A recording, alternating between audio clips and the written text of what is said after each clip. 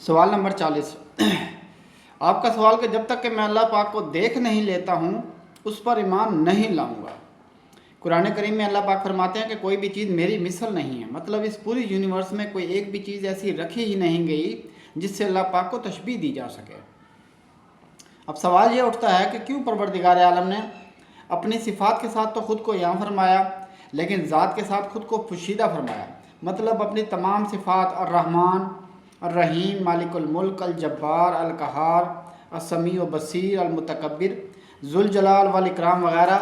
صفات کے ساتھ ہر ذی شعور پر خود کو ظاہر فرمایا، اور اپنے ذات کے ساتھ وہ ہر ایک سے پوشیدہ ہے۔ اس کی وجہ یہ ہے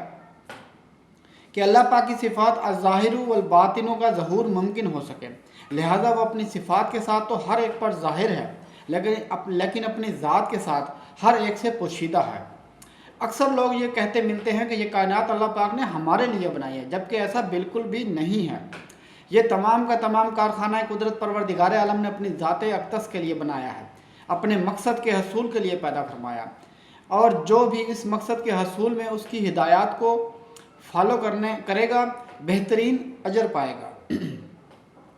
اور جو لوگ اللہ پاک کو دیکھ کر ایمان لانے کی بات کرتے ہیں، دیکھ کر تو جانور بھی اپنے مالک کو پہچان لیتا ہے،